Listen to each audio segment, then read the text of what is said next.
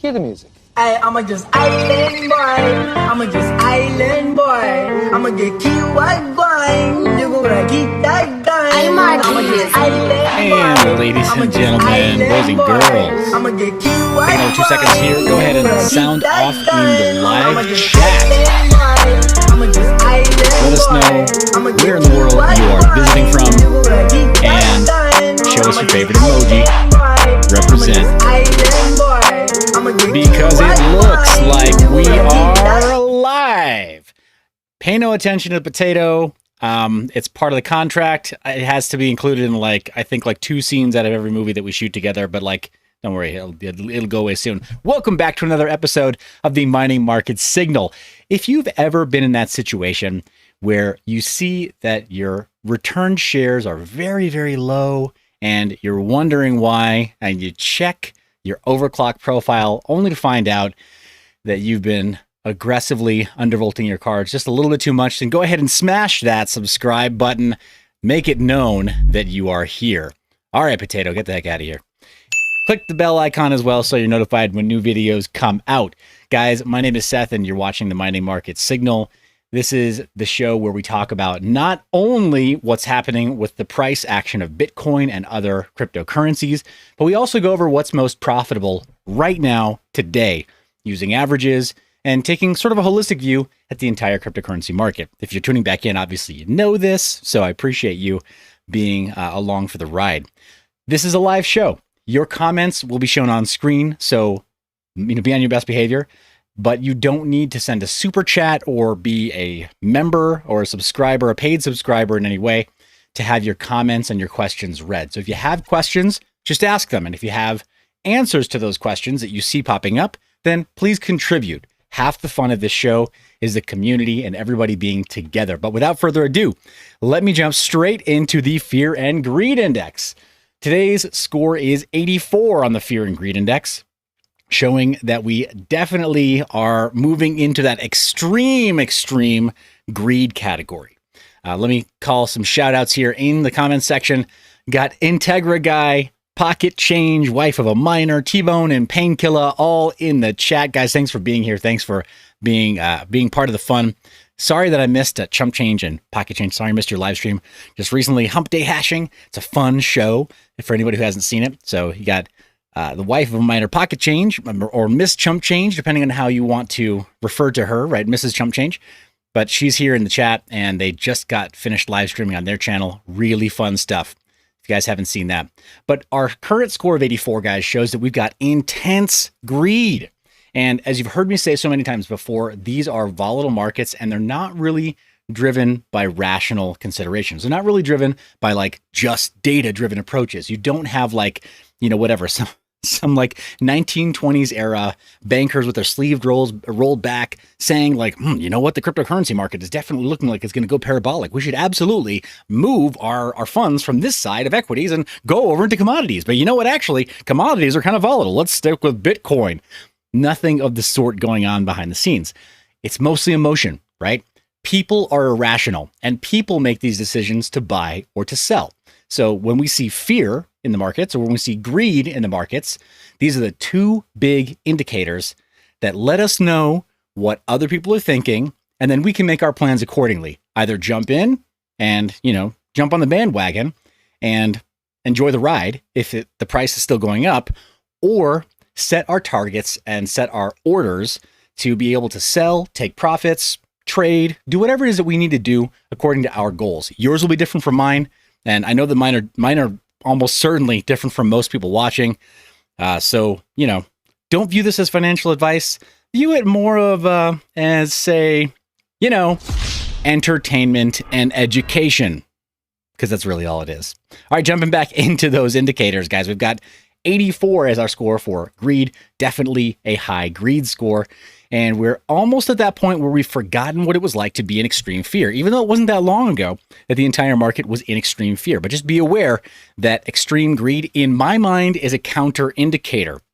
Again, you've heard me say it before if you've watched the show before, but a counter indicator means that everybody else is doing this, so I want to do this, right? Everybody's moving this way, and I want to get away from the crowd because too many people doing the same things are going to result in the opposite outcome, right? If we think the price is going parabolic and everybody's jumping in, everybody's FOMOing in, then everybody will fall off a price cliff together. I don't want to be a part of that group of lemmings, so I'm going to pay attention to other actions that I can do to prevent getting wrecked. That's simple. So yeah, but we almost forgot what it feels like to be back in the extreme fear scenario. And we were there not long ago, less than a month ago. Everybody was feeling extreme fear, not even just fear, but extreme fear, a score of below 25. So just be aware, these things move very fast in cryptocurrency, especially in a bull run, especially with Bitcoin after there's been a halving. Crypto at Night, good to see you in the chat. Long time watcher, first time caller, I guess. Long time listener, first time caller. Guys, we got Reverend Aaron up in the house. Thanks for being here, man. It means a lot that you're here with us tonight. So this is, again, guys, just take it with a grain of salt. You see some of the sentiment moving in one direction, and my natural inclination is to kind of just chill out, not go the direction that everybody else is going.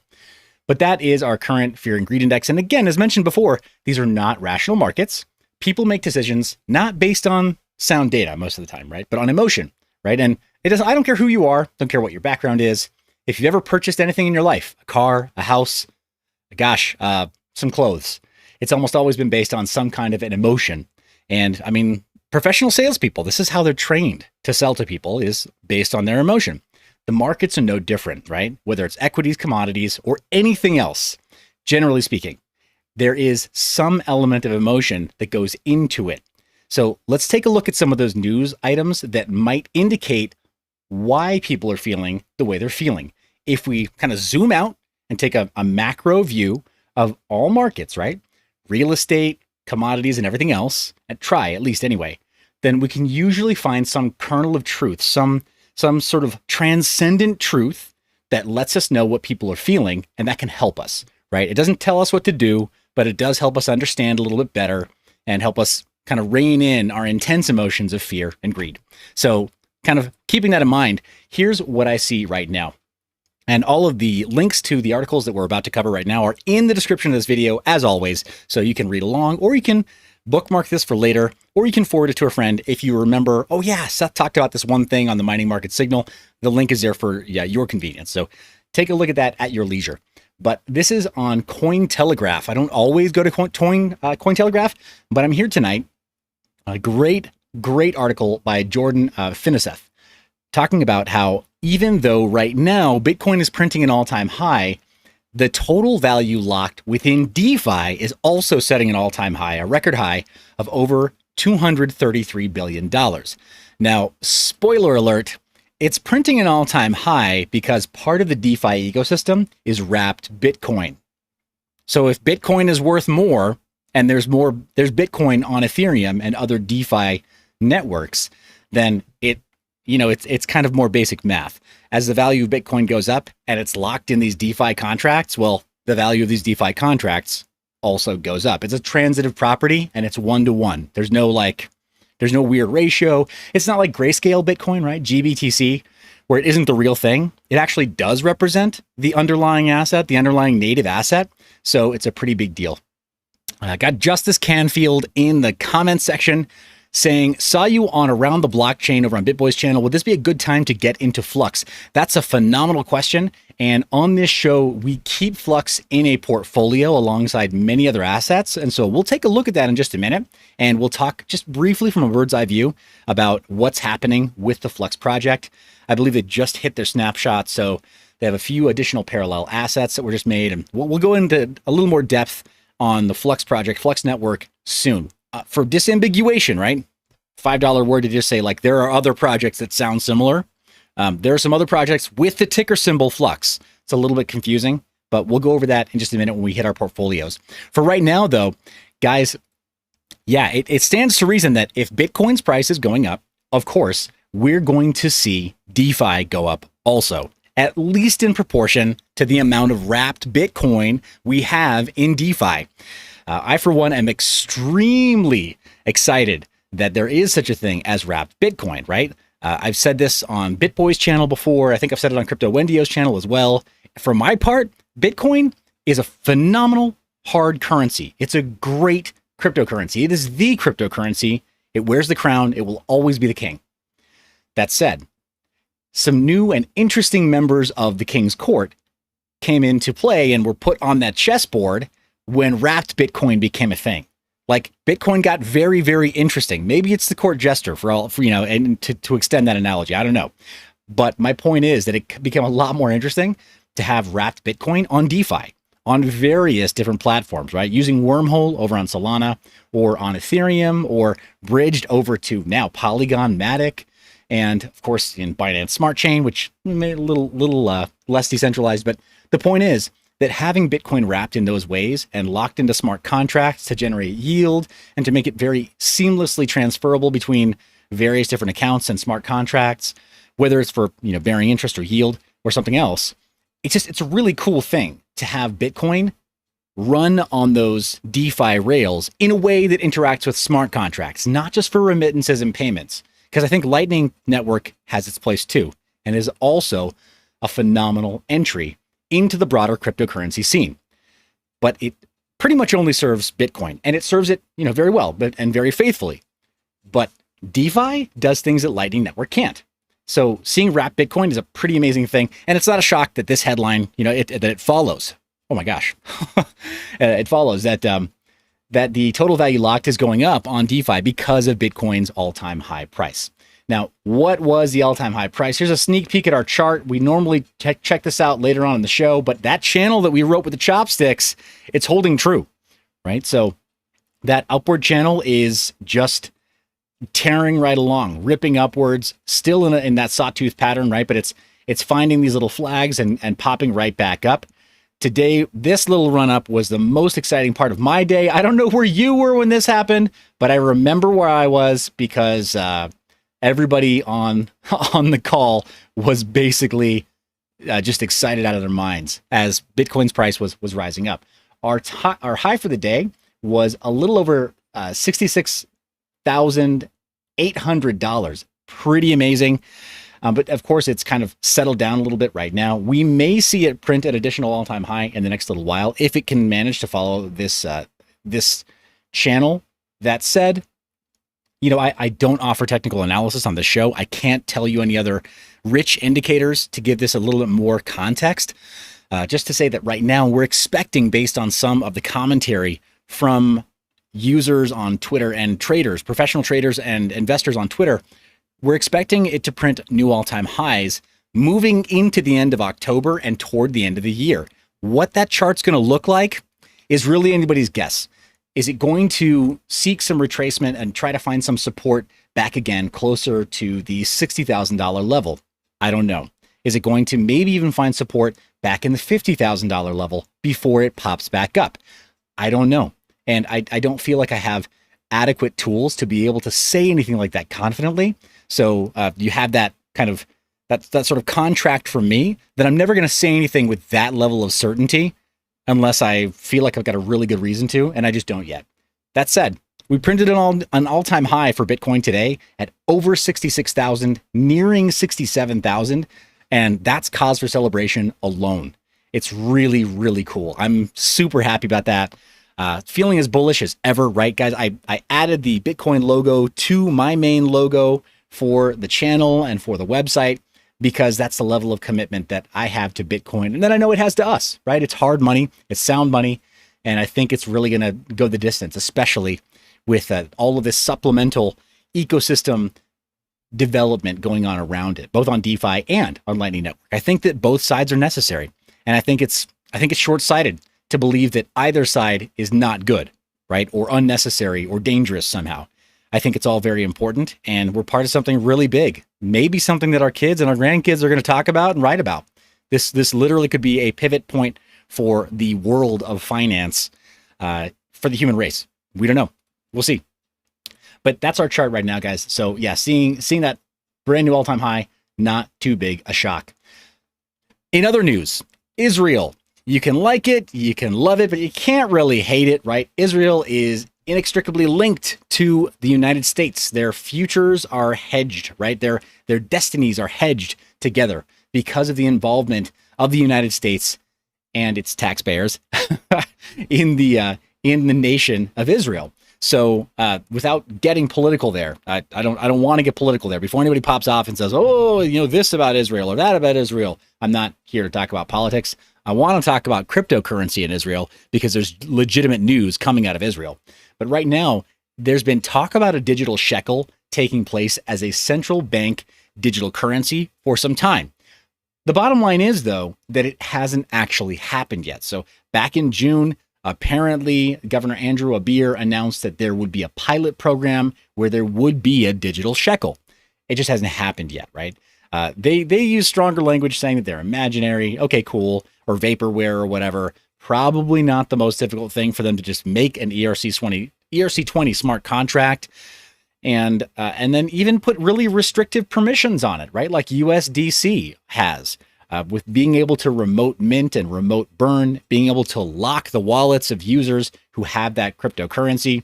Now, is this me condoning this behavior? No, not at all. This is not my favorite thing. But the reality of USDC and USDT even is that right now they can be remotely locked. They are not decentralized cryptocurrencies. They are tokens on a public ledger that have very strict permissions for the people who hold the private keys to the smart contract. So in the case of USDC, that's Circle, right? They've put in their request to become a federally chartered national bank here in the United States with a one-to-one backing, which is, or maybe even over collateralization for the backing of their stablecoin. Now that's all fine and dandy, but I think there are dangers there, right?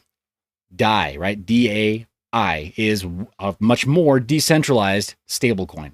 My point is that you have these two examples of decentralized stablecoins and somewhat more centralized and controlled stablecoins. And I think that what the nation of Israel is attempting to do, what they've talked about doing, is more like USDC, USDT, and then, of course, having them put their hands on the reins at all time, have much more tight control over the tokenomics of this digital shekel, or whatever the pilot program is that creates a digital shekel.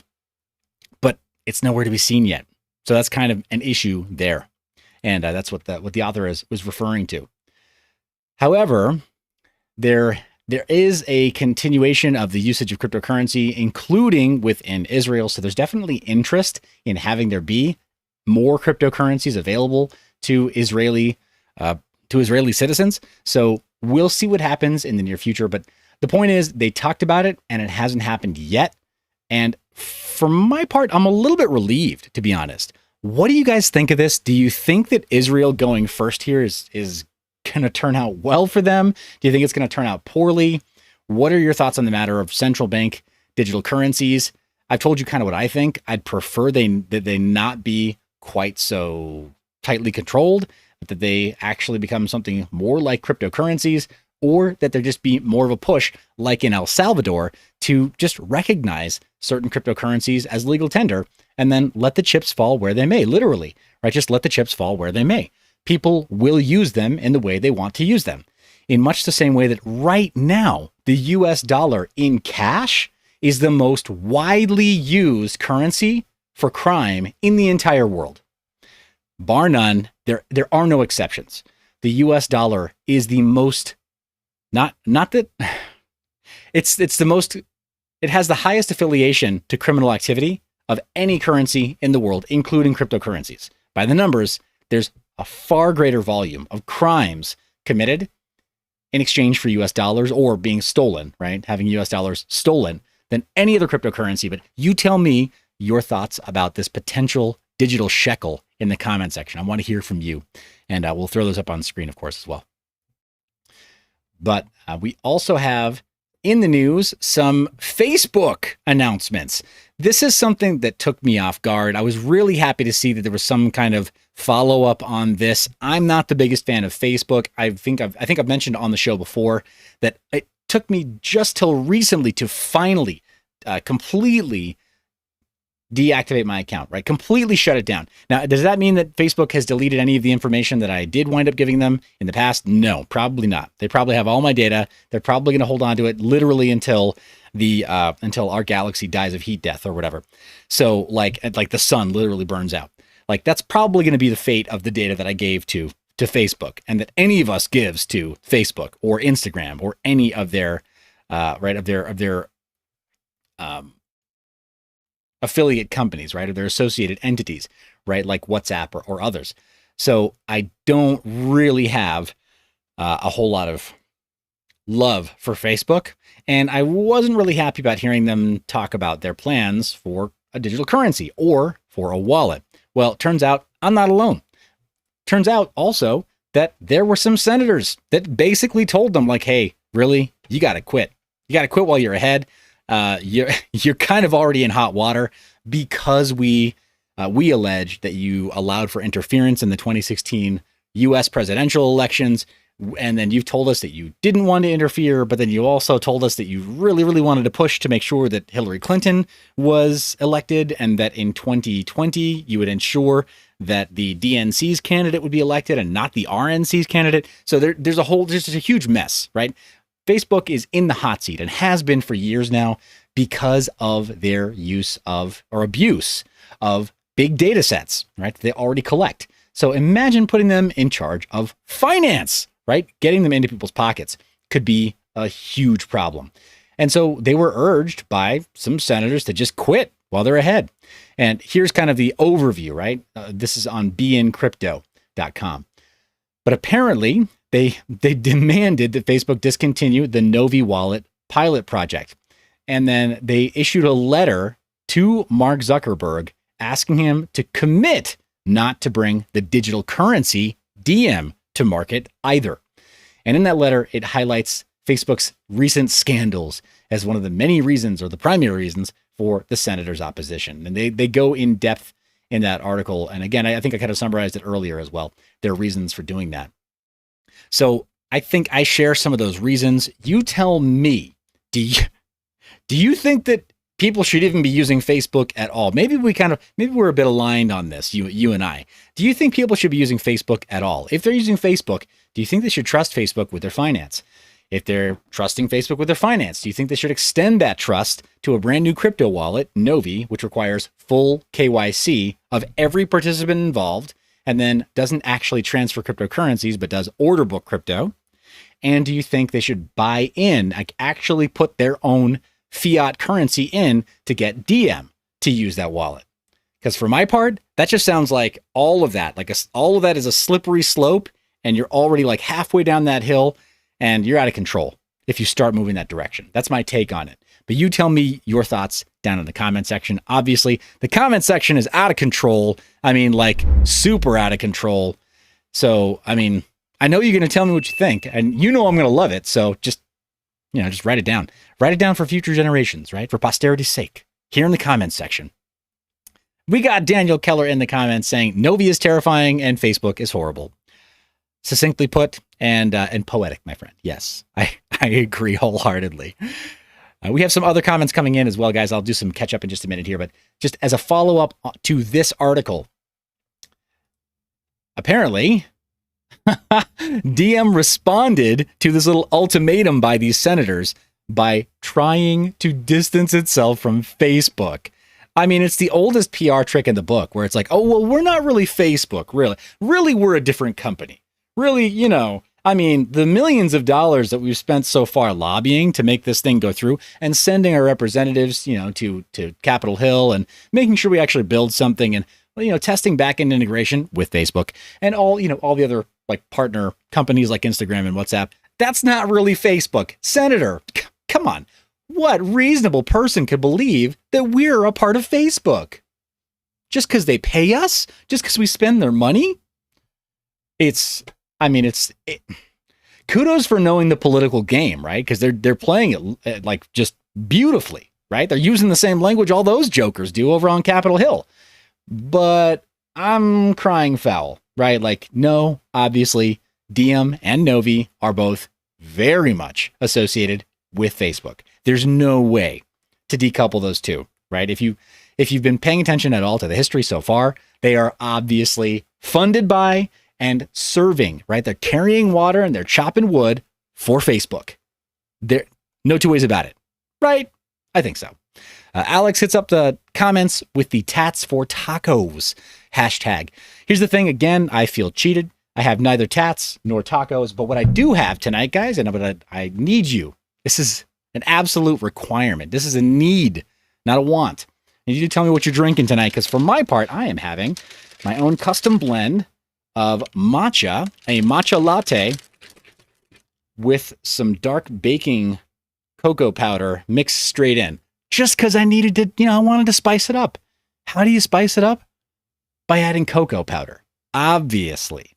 Oh, and a smattering of coconut milk. I've got some, actually like some dairy in here as well, but coconut milk helps smooth it out.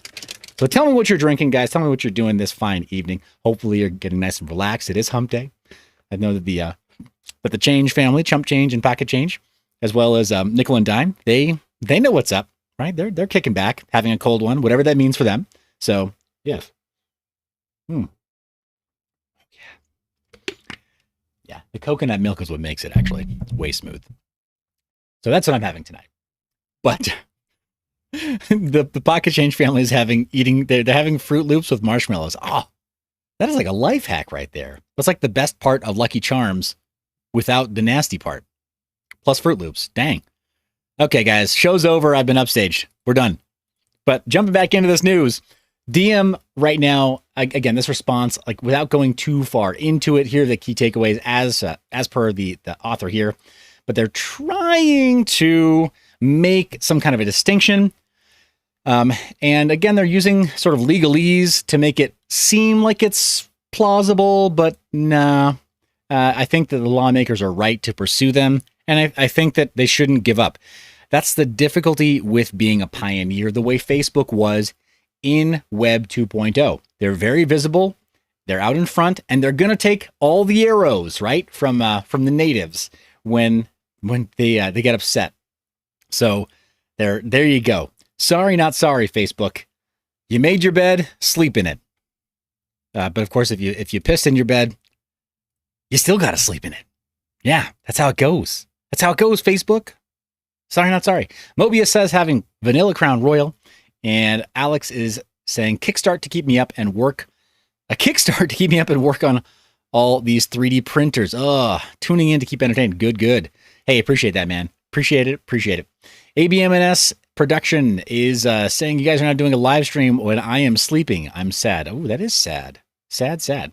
All right, guys. So, yep. So that's the basic news right now. And again, you tell me, I mean, you've heard my take on it. What is your take on lawmakers and senators, right? Everybody on Capitol Hill giving Facebook grief. Look, I don't wish ill on any company, especially. I know that sounds weird. I'm not like a corporatist. I'm not one of those people who thinks that corporations should have more rights than people. But I do kind of see that there's a game that's being played, and that those who really excel understand the rules, and they win, right? Because they understand the rules better, not because they're better players at what we all think the game is, but they understand the rules better. So yeah, corporations have really flourished because of that. That said, I'm also not a big fan of overregulation, but I do think that it makes me happy to see Facebook kind of being harassed by lawmakers. Is that messed up? Am I a sadist? But you guys tell me. I don't want to be that guy.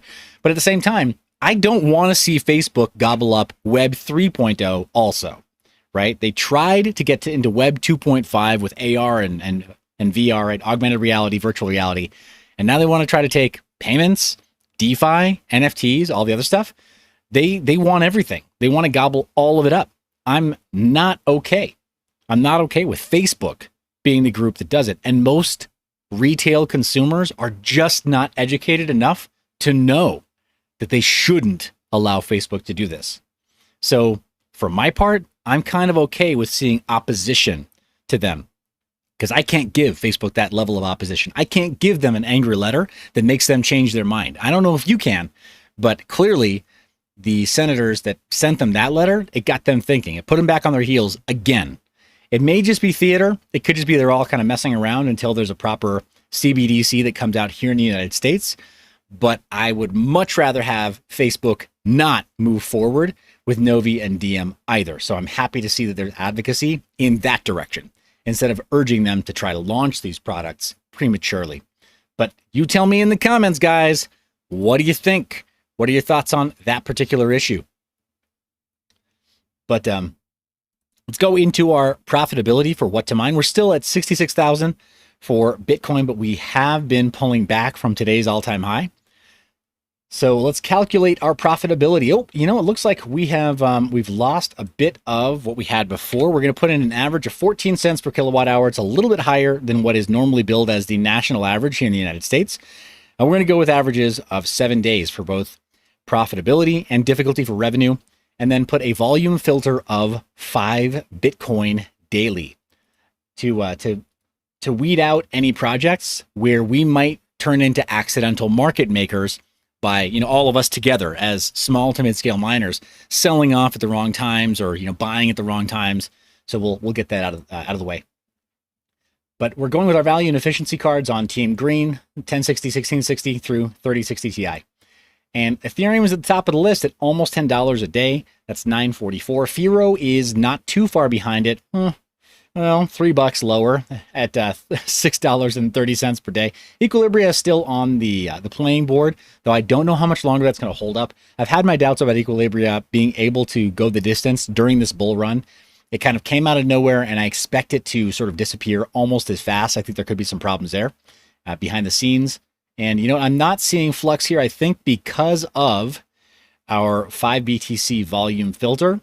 So let's just double check to see what happens when we go to 1 Bitcoin daily. I imagine we're going to see, yep, there's flux again, but it looks like it's still below, it's below that 5 Bitcoin mark. I think a couple of projects like Ergo fell below it as well because of the dollar value of Bitcoin, right? When Bitcoin prints an all-time high, again, using that as a fixed or as a variable, it causes problems in other equations, right? Where we have Bitcoin as the, you know, as the main limiting factor.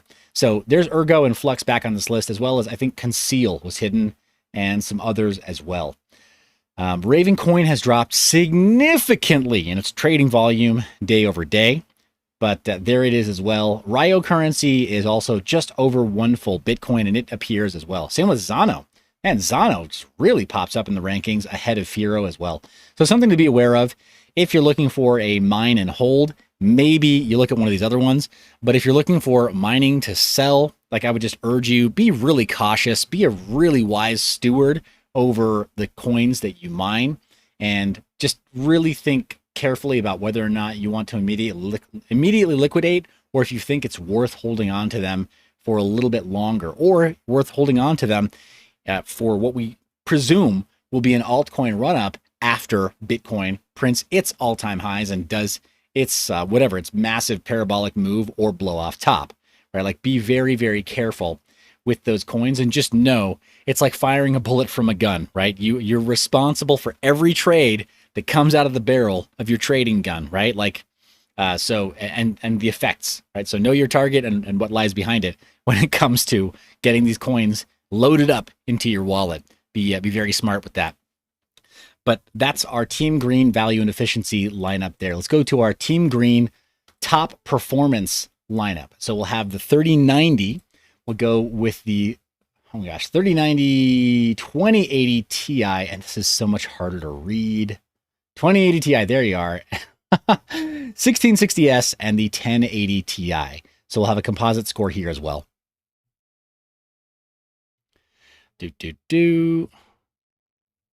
All right. And scrolling down, we've got Ethereum at $16.70. It's down. It's down from the all-time high of profit that we saw during this bull run. Will it go back up again? That's the big question everybody has. Maybe. I don't want to make this a specialty video. We can do a talking head video about my thoughts on specifically how much longer Ethereum will be profitable to mine. You know, conjecture. That's all I can offer. I'm not one of the core developers, and frankly, I'll let some of my bias show here. I think the core developers couldn't give you a straight answer on the exact date either. Not because they're incompetent or whatever, but just because there's so many moving parts, right? So maybe we can talk about that another time. But for right now, we're just seeing that it's not quite as profitable to mine Ethereum today as it was a few weeks ago or a couple months ago. Zano is in number 2 spot here as well, because we have that volume filter set to 1 Bitcoin. Ryo currency is at number 3 for profitability, but it's significantly lower than Ethereum. Firo, Equilibria, Ravencoin, Conceal, Beam, Flux, and Ethereum Classic are all on that list as well. And they're not that much farther below. There's actually kind of this like middle of the range, right? Middle sort of mid performance tier that includes a lot of those coins together. They're not very far apart, right? So Beam at 865, right? But with Conceal at only 874, Flux at 826, Ethereum Classic at 832. They're all quite close together. So you got to ask yourself, what is my best, like midterm hold, right? At minimum, right? Midterm hold. I want to hold these for a little bit longer than just like the day that I mine them. Because if you're mining strictly for daily profits, obviously you would go with Ethereum right now. You just would. And you would mine to an exchange wallet, right? Like, is that something that I recommend for everybody? Well, first off, none of this is advice, right? Not a recommendation. If you were retaining my services as a consultant and we were coming up with some sort of a comprehensive plan for you, I'd give you more concrete advice there. But for some people at the small to mid scale, it might make sense to mine to exchange. And there are plenty of exchanges that, regardless of their written policies, there are plenty of exchanges that actually will support the relatively frequent mining payouts of Ethereum mining. So it's always a possibility. And if you're not sure, you can do a little more homework and normally find out. But just saying, if you're looking for that ultimate profit day over day and you want to liquidate it on a more regular basis, obviously it's Ethereum. All day long, it's Ethereum. And especially if you're on Ethermine like I am and getting Matic-based payouts where fees for trading on a DEX are basically next to nothing, it's obviously Ethereum. Because you can peg to USDC, peg to USDT or DAI, these bridged assets over on Polygon for pennies, right? For mere pennies. And you can lock in whatever your daily profits are, even if you only had a few cards like you see here. So moving from Team Green back over to Team Red, let's start from the top over on Team Red. We'll go with a composite score of the 6800 XT down to the 5600 XT. So we get a proper sort of like over-under on what these new architecture cards can do. Looks like Ethereum is still top of the list at 759. Ravencoin, Equilibria, Ryo currency, Beam, all the rest, they are there also, but they're significantly lower. Like we're looking at almost half the profit going with some of these other cards right now. So it's kind of a bummer looking at anything else for Team Red right now. Ravencoin, you might be a believer, and you guys have heard me express some of my doubts in the past. It's not that I have anything against Ravencoin, nor do I think that there's anything fundamentally wrong with it. I think that they've done a phenomenal job for being hacked the number of times that they were hacked. They've bounced back very well. They've shown a lot of resilience, both in community support and in developer talent. And I mean, goodness knows, some of the developer talent at Ravencoin, they're known good actors, good faith actors in the rest of the cryptocurrency space. So I don't mean to make it sound like I doubt their ability or their resolve, but I have had concerns about developer support with Ravencoin for some time, and I haven't made it any secret, right? That for me has kept me from participating recently. A couple of years ago, sure, no problem. Ravencoin made a lot of sense, but that's because it was at a time where everything ahead of it was promising, right? Everything ahead of it was potential. But now we've gone a couple of years with that potential not being reciprocated by developers. So I'm kind of bummed by that. That's the reason, you guys, you see the stance that I have on Ravencoin. Not a bad project at all. And you're not gonna hear me say anything bad about Ravencoin ever. But I do have my doubts. So that's Team Red on the high end. Let's go with the Radeon 7. This is kind of the king daddy of Team Red.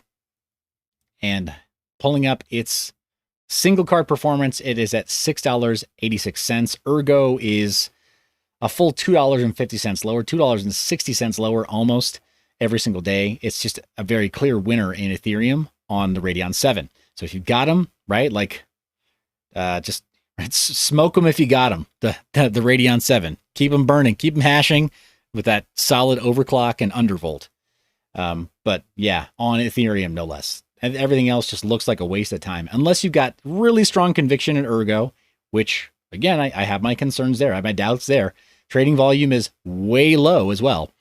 But Yeah, I have my concerns there. Ethereum Classic as well. Some folks are saying that they've got higher hopes for Ethereum Classic to kind of carry the torch when Ethereum goes to proof of stake in the future. I don't know. Expect a breakout video on that in the future. I don't have time to go and do a deep dive right now, and I'd be kind of spitballing at this point, but I'd rather do a little bit more homework on that before I offer an opinion. I am hearing people say that about Ethereum Classic, though. This is their pick to air quotes win, right? Win over GPU miners when Ethereum goes proof of stake. We'll see. We'll see. That's all I can say. We just don't know yet. Radeon 7 is looking good. Vega 56 was kind of the entry level for that one. Oh my gosh. Alex Burton flashing that error 43 red alert. Send me your weary, Alex. Send me your weary. Send me your tired. Send me your broken. I would love your error 43 Radeon 7. Guys, I literally just said that midstream because I think that card is that dope. So yeah, hit me up if you're having problems there. Let's see what we can do. But I've got a really weird transition going on there with my OBS. We'll have to fix that soon. But Radeon 7 is doing great. Look at our Vega 56. Kind of lost my train of thought there, guys. Sorry, guys. And Bitcoin is dropping midstream. We are down to about 65,661. So that's probably moving even faster than we see right here on what to mine. We got chump change in the chat. Chump change in the chat. Some pretty gnarly alliteration there. I think I'm going to make that a t-shirt. Chump change is in the chat. Yes. Okay. So that face man, that was not advice, chump change. It was not advice. That's why I flashed the red screen. Not advice that chump change should be in the chat. It's a strong recommendation though. All right. So guys, let's take a look at that Vega 56 number, $3.40 every single day, even on 14-cent power, guys. This is the worst case scenario for most Americans, we'll say. If you are in certain areas of Western Europe, right, such as Germany, you're going to get terrible pricing on power, even worse than that. If you're in California, in some places, you're going to get even worse power rates than that. Same with certain areas of New York. You're going to get worse power rates than that. So this is about the worst you'll normally do in most areas of the United States. But it can get worse. I'm just saying, it can actually get worse. Ethereum is number one. Ergo is 270 per day. Ravencoin is looking not so great at about half of what, a little less, well, no, almost exactly half of what Ethereum is every single day in profitability. The other suspects are there: Ethereum Classic, Zono, Callisto, et cetera, but to me, they are literally just et cetera entries. Haven Protocol is there, which is, it's interesting, and I want to like it for a mining option, but it just doesn't make sense for the miner who's in it for that maximum profit, right? If we are profit maximalists, it's hard to take stuff like that seriously. So yeah, but moving from Vega 56 into our Polaris Edition cards, and if you saw Bits Be Trippin' and his recent video on ancient cards, mining on ancient cards, this is a shout out to Carter over at Bits Be Trippin', who just I respect the heck out of. Been doing this for so long, been so generous with opening up the data that he has personally researched on overclock and undervolt and max performance profiles of various generations of cards over the years since 2013 when he was first public about it. But he recently did a video about mining on so-called ancient cards. And he brought up some of these older cards, R9 280 and the 280X, which the 280X was one of the first cards that I ever mined on personally. And you know, we'd characterize that as ancient now or whatever. Like, fine. I also used like riser ribbon cables, right? Instead of USB style risers that are, you know, the fancy kind. Because they weren't available when that was first done. So I inherited some parts that were like that, and it was like, dang, I'm gonna make a penny squeal here, right? That economy is what typifies the profit maximalist miner. So shout out to Bits Be Trippin' for bringing that up. I love seeing that. It's totally true that moving into certain markets with lower power rates gives a lot of options in terms of running older hardware. So let's take a look at some slightly older hardware with the Polaris Edition GPUs by AMD. And since we're starting top down, we're going to go with the 580, which normally represents an 8 gig Polaris card. Got Gordon Murray in the chat saying, yo, good evening, mining fam. Thank you for hanging out with us, Gordon. Good to see you here tonight. B Legend, I missed your stuff. You said, when will mining rates go back up? That's a good question. I really appreciate you asking that. We're kind of scratching our heads about that right now, and I don't want to do too deep a dive because some of that will be conjecture, but I do have some thoughts, so we'll save that for when we go over to our portfolio and look again at our chart to finish up the segment tonight. Guys, midstream, I got to ask also. Talked to the wife, and she was recommending that maybe I start streaming in the mornings. I don't know. What do you guys think? If I were doing morning live streams and maybe adding 1 or 2 more days per week, we're in the middle of a bull run. Price action is very volatile. News is happening much faster. There's a lot more to talk about. And at the end of the day, my kids kind of need me too, right? I'm thinking maybe in the morning after they're on the bus, or, some of them are on the bus, maybe that's a better time for me to go live. Would that be okay? I want to do this with your guys' full knowledge and permission. Thinking like, gosh, I guess thinking sometime along the lines of like 8 a.m. Central-ish, around that time. So just saying. Yeah, throwing it out there. Brad John says, regarding more videos, if you shoot it, we'll watch it. Appreciate that. Gordon says, do it, bro. Your kids deserve all your attention. Hey, I appreciate you saying that. I feel the same way in a lot of ways. Until, my kids weaponize their autism, then I'm like, kid, you deserve none of my attention at this moment. Like, really, go entertain yourself. I'm here to raise you and make sure you don't die, not entertain you. I am not like Cartoon Network. But, but yes, I also agree. Cool. All right, guys. So I may start adding some dates. Maybe I do a hybrid over the next week. We give it a try with a couple of days in the morning, and when we keep the Monday, Wednesday in the evening. Maybe I can make that work. So no promises, but thinking about it. Alex Burton says, invest in shock collars. I prefer the carrot, not the stick. That's probably why they're so spoiled. Whatever. So going back over to our 588 gig, let's go ahead and calculate that one more time. Got Ethereum. Wow. At over $2 per day per card for GPUs that are, again, basically ancient. Right, if you listen to Bitsby tripping. Ravencoin is number 2, but at less than half of that. Ethereum Classic a little higher than Ravencoin.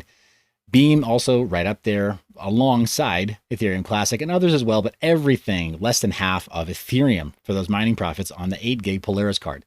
Moving into the 4 gig Polaris card, let's adjust our Ethash 4G number to at least reflect what the 8 gig card can do, because that kind of makes sense. It's literally the exact same core, and it should function at exactly the same hash rate. That puts Ravencoin at 90 cents per day, Ethereum Classic at 94. It's pretty darn cool. Forever Young asks what time in the morning I'm considering going, and I'll say it one more time, like 6 a.m. Pacific or 8 a.m. Central, around that time.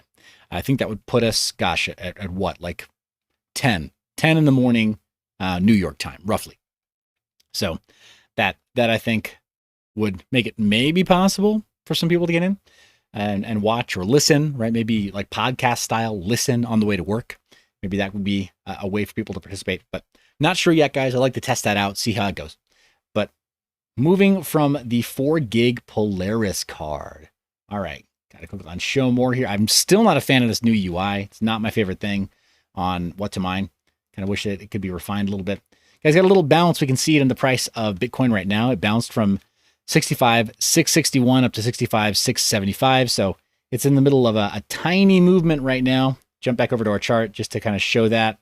It's kind of, yeah, we'll see what it needs to do to gain support again and possibly start moving back up that channel. I'm not making any predictions about this channel, but gosh, I mean, I'll be darned if our chopstick channel here didn't give us a pretty solid representation of the general direction of Bitcoin right now. That was a pretty darn lucky guess, right? Just a really simple drawing of a couple of chopsticks into a channel there. But yeah, moving back on to our most ancient cards from Team Red, right? So Team Red, we've also got the R9 Fury, which was a beast for its day. See that Ethash 4G number? 29 mega hashes per second. Can you imagine having that card back when participation on the Ethereum network was lower? There were people who were literally mining, or rather, who have mined multiple ether, right? Multiple ETH with that old card at 29 mega hashes per second each one. It's OG, right? It's OG. It was high performance before people really knew what to expect from these cards. But let's go ahead and hit calculate, see how it do. There are a couple of algorithms that it's unable to mine, as you can see, the cuckoo cycle for like Cuckaroo 29. It does, however, manage to get Cuckoo 31. That's some result there, but then Octopus that it can't do either. Pocket Change is requesting a new t-shirt, Chopsticks of Knowledge. You know what? That's a tough one to pass up. Looking like that HBM memory on the old R9 Fury, it kind of kicks butt on Zano, on ProgPow-Z. It actually puts it ahead of Ravencoin for this particular card. So looking at $1.08 on Zano for the R9 Fury, again, ancient card with 4 gigs of RAM, but it's HBM memory, right? It's that high bandwidth memory. Like AMD's been making some pretty cool stuff. And that's always been the name of AMD's game.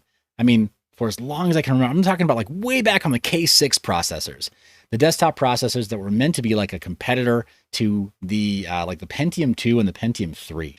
AMD has always been interested in having a more high bandwidth memory controller on CPUs and then on GPUs when they acquired ATI back in the day as well.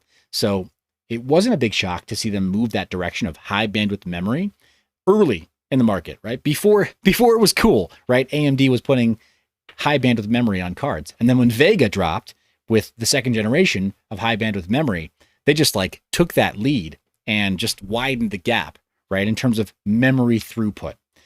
So memory bandwidth, pretty big deal. And it shows how important that memory is on certain algorithms and certain coins, like we're seeing right now. So kind of cool to see that with Zano pulling ahead on the R9 Fury. But moving from the R9 Fury over to the last in the lineup, the R9 380. And this isn't even the oldest card you can still mine on, but you see right here at 150 watts, it's doing 20 mega hashes. Roughly, you could probably overclock it a little more than that. But with the BIOSes of these older cards, you literally have to rip the BIOS and use a hex editor. You can't, like, there is no custom VBIOS editing utility like with the Polaris cards, right? With Polaris BIOS editor, you have to actually use a hex editor, find the substring within that VBIOS, and then edit those values in hex, like specifically the hex code. So it was a very, very different thing being able to flash these cards. And if you had a problem, you kind of soft bricked it for a while until you found some other way to adapt that BIOS and then reflash it before putting it back into production. Very, very different value proposition working with these older cards, but there were people who got higher performance than what you see here. Just throwing that out there, a little bit of the history. So if you ever do come across a few of these, they're not junk, right? They're not worthless. They still are obviously listed here for a reason.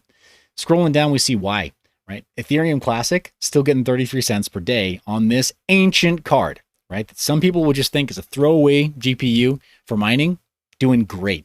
And for folks who already have full renewable power setup, well, let's take a look at that and subtract our cost for power. They're doing 84 cents per day on a card that most people would expect to see, inhabiting a landfill right now. So not too bad at all. If you can get it to the right power, the right cost basis for power. So Zano also, if we subtract the cost for power on this card, it's not even a level playing field anymore. It's not even funny how much these can do. If you're paying for power, you might want to reconsider on cards like this, but just saying, there is a place for them in the market right now. Let's take a look at some of our comments coming in live, guys. Want to make sure that I answer any questions that may be coming through, and obviously, like, read any good stuff. Got memes coming through as well. Let's see. Hey, we're talking about 3D printing in the chat. Love seeing that going back and forth, people asking about it. We've got Chump Change with the Ender Pro version 2, and Alex has got the E3, the E3 Pro, CR10 you just got. That's cool. CR10 is supposed to have a bunch of, I think, not the CR6. The CR6 has a bunch of the self-leveling and a bunch of the other automation features, right? So anyway, they're talking about some best practices on 3D printing. That's awesome. If you are here and you're interested, read the chat there. got to start doing just a maker channel. I think at some point, some crossover, because guys, Crypto Mikkel is super into 3D printing as well. We should probably start getting like some cool crossover content where like we don't even necessarily talk about mining. We just do like little figurines and like whatever D12s and stuff, and try to like print cool dice or whatever, just to, because I mean it's an engineering challenge, right? Like have somebody like print something and then figure out who can do the best annealing, right? The best annealing or curing of their print to make sure it's like really good and roll resistant and smooth and stuff. Maybe we can do that at some point in the future. But yeah, have t-shirt requests. I think I pretty much got our comments right there, guys. Jump back in. That's everything we've got for our current GPU mining info. We could go over and so we could start covering ASIC mining if we wanted to at some point in the future. I'm not seeing any big rush to go to look at our ASIC mining numbers here for right now. It's really not like the highest priority. Jump Change in the chat says, OMG, Mine Your Biz action figures with real uppercut action, right? It's got to be like all like Unibody. I can't move very much, right? Because that's actually really hard. Like the pivot points or whatever, like old G.I. Joe, like fully articulating shoulders. That's hard. So got to just like whatever, like Stretch Armstrong, just like double biceps pose, like, oh, you just have to like move it. So as long as it's like that, sure. Or we'll just like print a tiny little bobblehead where you can like pop a G.I. Joe's head off and then you put your favorite mining personality's head on, right? We could do Bits Be Trippin'. We could do Son of a Tech. We could do Red Panda Mining and just put a giant question mark on his face. And here's the thing, because Chump Change actually has an avatar, we can use his avatar as the little head. And we can have Pocket too. Just saying. I guess we could do that with Red Panda Mining. But I think it's cooler to have his face be a question mark. Anyway, we'll get there, guys. We'll get there. Poco a poco. Vamos, llegando. So that's our price for GPU mining right now. Let's jump into our portfolios, guys. Start with the automated liquidity. Well, actually, we're going to jump back over to our GPU mining portfolio. It's a little bit better to look at. Equilibria is top of the list right now. It did flip in our Flux entry before. And if you're new to this part of the show, all of these values are based on an entry that we did into this portfolio, just a paper trade back on May 26th, or we dated it from May 26th of this year. And why did we do that? It's a big question. Well, let's take a look at Bitcoin and the chart right here. Jump back in time, or just scroll back, like zoom out, and take a look back at that date. We see right here on May, Cinco de Mayo, we were still kind of high on the vapors, still in this upper performance channel with Bitcoin. And then as we got into May, right? So May 9th, May 12th, and we started to dive into despair, right? People starting to think like, uh-oh, this might not be the bull run we were expecting, or this all happened a little bit earlier than we thought it should, and now it's correcting really, really hard. And we added this portfolio on the 26th because it was a nice in-between point for Bitcoin, right? It had recovered, it bounced, found some support after that point. I mean, it's probably fairer to say that it found support in the coming weeks, right? And we sort of continued to prove that the middle of this channel was really the support level, somewhere in like the 35-ish or 34-ish $1,000 was kind of the general support here. And you see these average lines there, right? The 50 and the 200 moving average. But on the 26th, we found something that was close enough to support, or after the bounce, that my rationale was, okay, Bitcoin just like pooped the bed, right? Bitcoin took that big old nosedive off of its recently printed all-time high. It's not at 64,000 anymore. It's definitely not even 62,000 anymore. It hasn't even broken out and held support above 60,000 anymore. It's back in the 30Ks. What happens to cryptocurrency projects that are along for the ride and have heavy correlation to Bitcoin and dip when Bitcoin dips, right? Because when Bitcoin sniffles, other coins sneeze. When Bitcoin sneezes, other coins catch cold.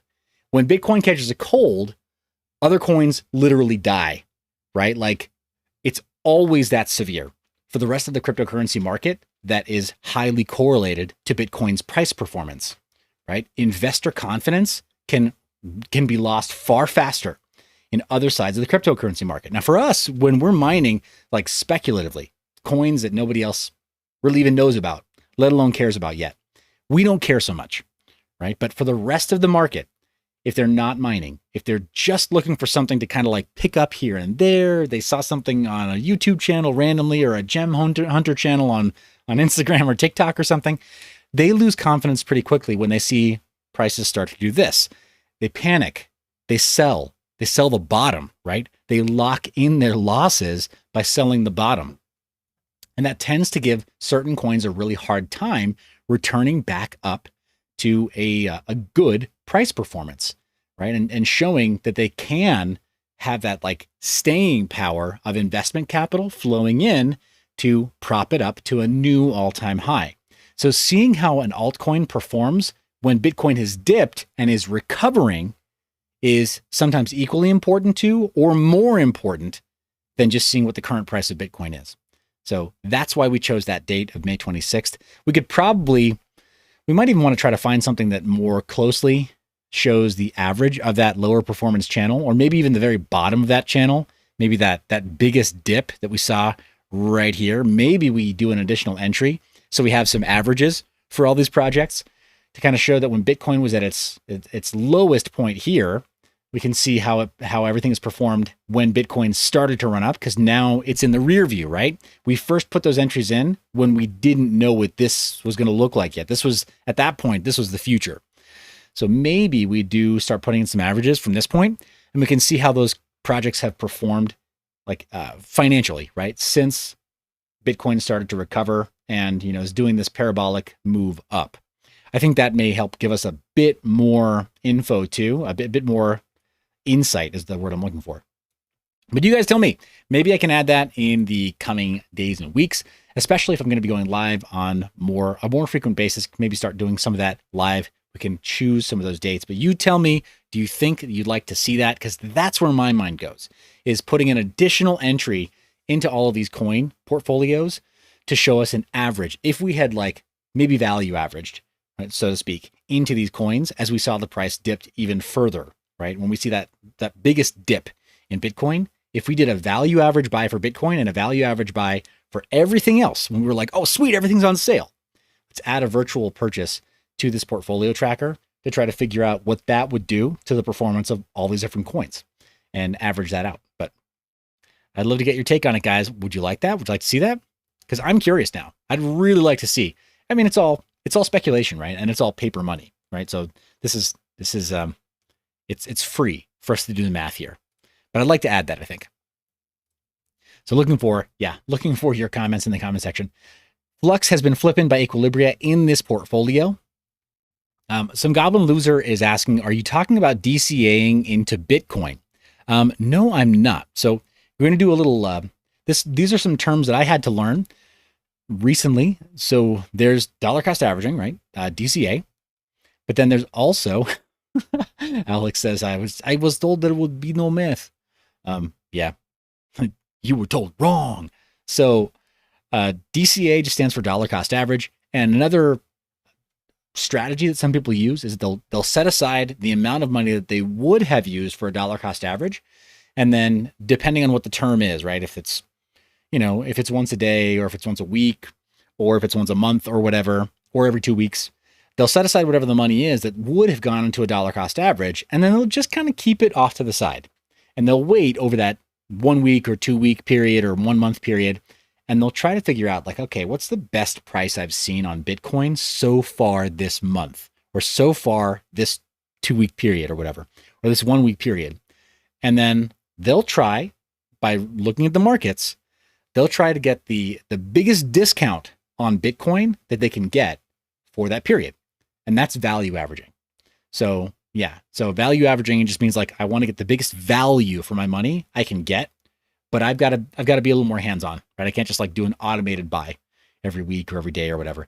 Dollar cost averaging in the long run tends to help people a lot. But I contend that a little combination of the two, right? Dollar cost average with dollar cost average with with some amount that you feel you can do. It seems like a good strategy that works for a lot of people. But then if you feel like you've got a little left over, just keep some off to the side for those days where you see that Bitcoin does like we saw on that chart, when Bitcoin does this, right? And it's like, oh, maybe my dollar cost average, my automated buy, forced me to purchase something at this point. And that's good, right? Now you're happy with that.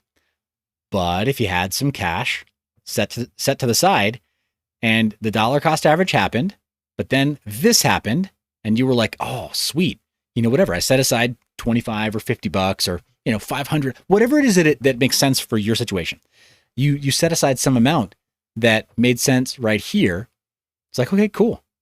Like, boom, pick up a little bit here. And if you saw it happen again, like again, whatever, 2 weeks later, a month later, or something else, like we saw here, right? This dip, literally a month earlier, right? You'd have enough set aside that for your value average buy that you could just say, you know what, I kind of set some aside for a rainy day. It looks like it's really low. Even if you didn't catch it at the very bottom, you can catch it on the way down, catch it on the way up. But you still are doing better than that average. You see, if you're getting better than that 50-day average, you're not doing that bad, right? You're really not doing that bad. And you had plenty of opportunities here not to work like a swing trader, right? Some Goblin Loser says, so today's phrase is value average. Yes, sir. Today's phrase is value average. And frankly, it's not this revolutionary thing. It's a lot like dollar cost averaging. But you direct a little bit more where those funds go when you see Bitcoin or other cryptocurrencies on sale. That's it. That's all it means. You just leave a little bit of cash off to the side for when you see a really juicy deal. And, try to use your best judgment and try to buy it when it's really cheap. So, all right. Yeah, guys, moving back over to our portfolio, though. Flux is in a downward channel, kind of a bummer. I know they recently had their snapshot where they've released some additional assets. The last 7 days have been rough for Flux, so don't know why that happened. Obviously, the team merits better, right? They've put in a lot of work, and their network runs, and Zelcore is a phenomenal wallet, very worthy entry into the world of software wallets. So, yeah, kind of sad to see that, but it's still in the number 2 spot, still doing quite well compared to others on the list. The break-even point is just below, got to really scroll down now, just below Ergo. So everything above Ergo is in the money. Even Polygon is back in the money based on when we acquired it back on May 26th. Firo, Grin, and everything below is not back to where we bought it with our paper money, our paper trade. Swap is now in the last place. Mimblewimble coin has advanced a little bit, but Swap and BitTube are now at the very bottom. They're not performing as well as I think they hoped they would. Seeing a steep drop off for Swap down there. I don't know if we're going to see Swap after this bull run. We'll see what happens as everything kind of returns back to profit. If we see an altcoin run after Bitcoin prints its all-time high for this bull run, we'll see. Keep your eyes on Swap if you're a believer, if you're really into it. We'll see if it can withstand the negative price action, the buffetings of Bitcoin. 24-hour change is almost 4% up, and the total P&L for this profit, or this side of the portfolio, is almost 35% up. So it's doing really well. Again, you've heard me say it before. I think we're seeing in this portfolio, guys, that by the average across all these assets, and we've got a pretty wide variety of popular GPU mining coins, but in the averages, it pays to GPU mine. Right? People who say oh no, GPU mining isn't profitable at all. It doesn't make sense. ASIC miners work more and they give you more profit. Phooey. Look at this. GPU mining has worked out just fine by the averages. So moving on from GPUs over to hard drive mining coins. And we've got a 24-hour change of almost 4.5% up, but we're still in the red by 7.5% down. Only the top 2 assets are performing above break even. Everything else is in the dumps, including Chia, while other assets have moved with a strong correlation to Bitcoin. And Chia has moved up a little bit. It's still 80% down, almost still at, I think, close to an all-time low of 150. That may not be the all-time low. Let's pop open that individual chart or individual page just to see what the all-time low is. And let's see, all-time low is 142. So it's trading within 8% of its all-time low ever. It's kind of sad to see. Don't like to see coins get beaten down in the middle of a market like this. But the Chia development team has plenty of dollars from venture capitalists, so they will keep building. We will hear from them again soon. CPU mining portfolio. We're down 10% in the last 24 hours. Total P&L is still up by 120% though, so it's still performing despite the last 24 hours being kind of rough. Raptorium is still in the lead by a mile. Still in the lead, 500% up, 500 plus percent up. Epic Cash is still in second place at only about $1 per coin. So it looks like a really good value buy there if you have unit bias, if you want to have more than one coin. And then it looks kind of like a weird chart there. There's kind of weird swings going on with Epic Cash. Not sure what's happening, but there you go. There you have it. Yenton has really surged ahead in the rankings here.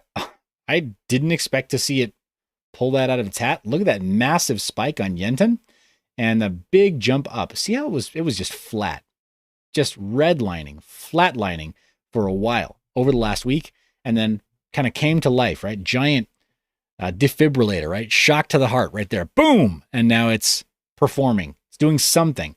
Can't tell what's going on there though. Market cap is not clear there. It's still under 1 cent.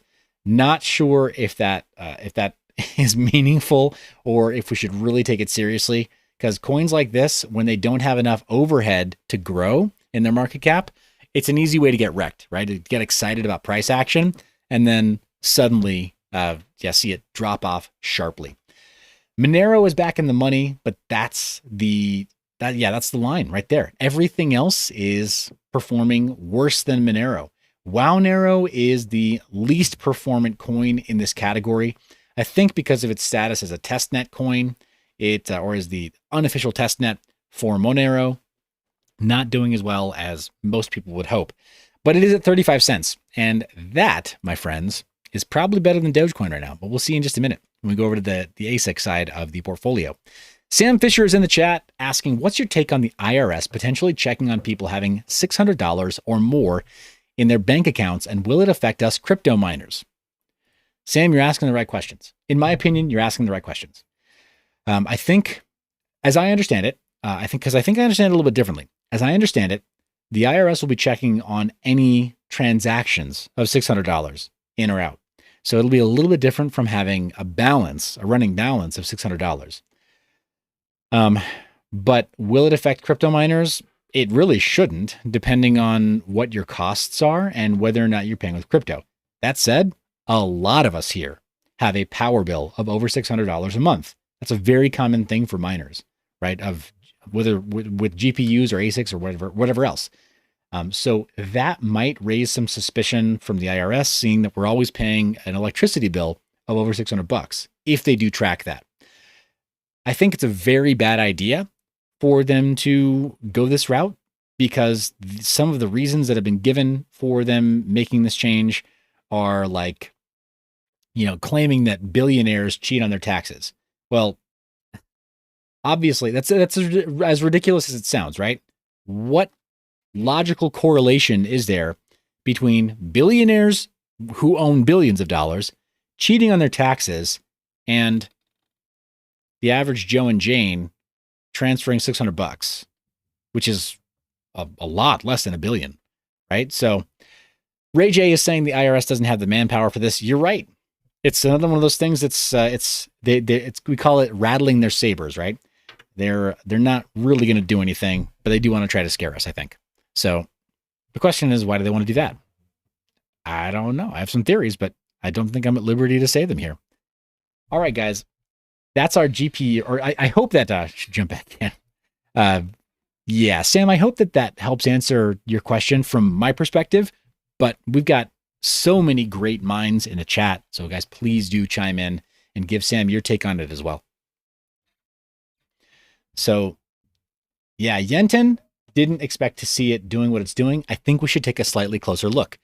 It's down 24% in the last day and 7 Satoshis. Wow, it was a sub-Satoshi coin not long ago. Let's take a look at its price. Yeah, the last 24 hours don't look too interesting. Massive spike in trading volume. I think what we're seeing is just kind of some typical manipulation here. Huge trading volume spike in the last 48 hours, or last, I guess, yeah, 48, 72 hours. And yeah, huge spike in volume, indicating that there was a massive sell-off. And it reached it printed a new all-time, no, not a new all-time high. 4 years ago, apparently it was over $1, but a local high at over a cent. But before that, right, it was 1/4 its current value, right, at about 15%. So not quite, or a little over 1/10 of a penny, about 15, 16% of a penny. And then now finding new support, maybe new support at about 43% of a penny. Kind of crazy. Yeah, Mark Allen. Billionaires will not take the time to make multiple $600 transactions in order to cheat on taxes. Yeah, no, you know what they'll do? They'll do like most other criminals who like to cheat on their taxes. They'll deal in US dollars in cash. Touche, Janet Yellen. Criminals still prefer the US dollar in cash. Full stop. And there's more of them around the world used by criminals than any other currency. So it dwarfs the market cap of any cryptocurrency. But I digress. Yeah, this Yenten, I'm not sure what to make of this. Let's take a look really quickly to see where it's trading. Oh, oof. Crex24, alt markets, and GraviX. These are not necessarily known for being the most reputable exchanges, but unless I'm mistaken, Crex24 outside of the US doesn't require much KYC. The 24-hour volume is pretty low too. It's not like there's a whole lot going on there. But because we did see that relatively huge trading volume of $5,500, which is just not much. It's this micro cap coin, guys. Teeny tiny micro cap coin with hundreds of dollars trading every day. So you see something like that where it pops way up in profitability, but even what we had in the portfolio of $1,000 for, when we put $1,000 into this coin, we couldn't even liquidate that $1,000 that we put into this coin without moving the market. So it's kind of messed up that we're even tracking it. We could do serious harm or become accidental market makers by trying to liquidate the coins that we put in, or even just buying a full $1,000 at a time. We could move this market by accident. So just throwing it out there, guys. It may be an entry that we have to take out because it's just too small and it's kind of irresponsible to track it in such a public forum. But just know the price has gone up. If it disappears, though, you know my reasoning. I don't want to be irresponsible.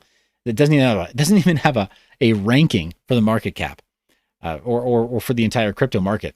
So yeah, this might disappear soon, but you've been warned, guys.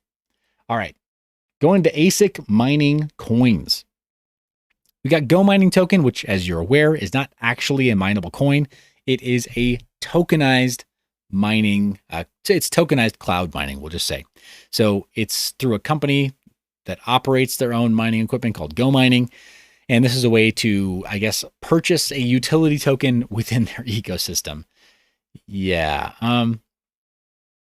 This might go away too. This might be off the portfolio pretty soon because it's not strictly speaking an ASIC mining coin. It is a governance coin though. I think it's not actually a utility coin, but it is a governance token. So it might go into a new portfolio that kind of fits that more closely. Bitcoin is at the top of that list though, printing an all-time high as we already know. Litecoin, which we expect, this kind of lines up a little bit more with what people do in the middle of a bull run. See this? Bitcoin, Litecoin, Zcash. And they've got those market caps to match, right? Sure, Dash is higher, but there's more profit in Zcash mining. So I'm not too shocked to see this order right here, with Dash kind of last in this little run up right there. Bottom of the list, though, biggest loser is Pirate Chain. I don't know if there's a loss of investor confidence. I don't know what exactly is going on there. But if you're into unit bias, again, if you have to have more than one of a coin, well, you can pick up one Pirate Chain for $2.09, right? So still possibly a good value for the money, but I don't know. This is not me saying that, you know, anybody should go do anything with their own hard-earned cash, right? But it's relatively low and it's kind of moving sideways. And so there may be a pretty radical upside when we do see an altcoin swing in the market moving back up. So we'll see. Devault is second to last. Bytecoin is third to last. Kind of bummed out seeing that. I kind of hope this would be exactly reversed, right? With Pirate Chain higher in the stacked ranking. And as alluded to before, Dogecoin is 25 cents. So it's considerably less than Wow Narrow. And I think that's appropriate, personally. Guys, let me just take a moment to thank you for being here. Thanks for hitting that thumbs up. Really appreciate the support and sharing the video. All the button clicks and stuff. I know you hear us talk about it a lot, but it does make a difference. So really appreciate you doing that. But moving back into the portfolio, that's our ASIC mining coins, and 24-hour change, we're up 4.25%, 4.28%, and the total P&L is still up by 11%. So does it pay to mine on ASICs? Yes, I think we're seeing that as well. Not all of them actually. Quite a few of these though are back in the money. Zcash, Litecoin, Bitcoin, all back in the money since we put these entries into the portfolio. Moving from ASICs to FPGAs though. Alex is saying, mine your biz, dude, so many coins. You're going to need SQL Express just to keep organized, LOL. You know, you're not wrong. And this is why I had spreadsheets before, guys. It's just, you know, being lazy, right? It's basically the exact same operators to work with SQL versus working with like a spreadsheet, Excel or whatever. It's so lazy. You're probably right. I probably should just knuckle down and actually learn SQL and actually use SQL. Oh, but it's so overwhelming. I just want to use Excel. It's so easy. Anyway, FPGA portfolio. It's taken some time. Let's see. JMMJ says merge mining. Dude, you're right. Merge mining is the business. It's awesome. This has taken some time for this side of the portfolio to load up. There we go. Looks like 24-hour change. We're up 16.6%. Dang. And total P&L, we're up 51%. We've got a new entrant into profitability. So not just Cadena anymore, but Nimic as well is back in the black. Everything else is still in the red. But it looks like maybe Handshake has moved up in the rankings. It looks like, yep, 7 days, it's up 25%. And about 6 days ago, it kind of reached a new support level before Bitcoin started going parabolic. That's pretty cool to see. As we covered on the last episode, we showed you on Namecheap right now. If you were looking for a new domain, you have the option to buy a Handshake domain with fiat if you want to on Namecheap today. So the use case and the product that Handshake offers is available right now. They're showing good faith by delivering on something they said they were going to deliver. So kudos to the Handshake team. That's awesome to see. And it's great to see that their price action is reflecting the positive reception of that product. I think that's what correlates to this change in price. 0x Bitcoin still very low in the rankings, 55% down. Yep. So let's see. Yeah, John Germain says Microsoft, another corporation we could do without. Let me be more clear, guys. I'll show you. You know that I'm running a Linux machine right now. So when I say Excel, what I mean is, you know, a spreadsheet application. But let me show you what I would use. Normally, I would just use LibreOffice Calc, right? So that's what I've got available right now. And the proof is on my desktop. But here's LibreOffice Calc. So it's, yeah, just a spreadsheet application that's free and open source. Libre. It's Libre software. LibreOffice. Free as in, yeah, not, it's funny because, yeah, back in the day, Gordon, it was OpenOffice Calc. But I think they were claimed, ownership was claimed by Apache or gosh, some other group. So LibreOffice. Yeah. OpenOffice was the business back in the day, right? But it forked into LibreOffice. Nicolas, hello. ¿Cómo va? Good to see you in the chat. But guys, that's our FPGA mining portfolio. 0x Bitcoin always loves to do this right before we go live. Got those really heavy swings right there. So there you go. Yeah, Gordon is saying, yep, the command is still the same in Linux. That's right. Yeah, guys, and if you really wanted to stick with some of the big data corporations, there's always Zoho Office and Google in the cloud, right? Google Suite, if you wanted to use an anonymous account and use those services as well. They just run in a browser, but I like having stuff run locally, right? I like owning my data. I know, gasp, crazy. What would happen if there was an outage, right? Like my hard drives would still be mine. That's what would happen if there was an outage, internet or otherwise. So yeah, I like owning my own data when I can.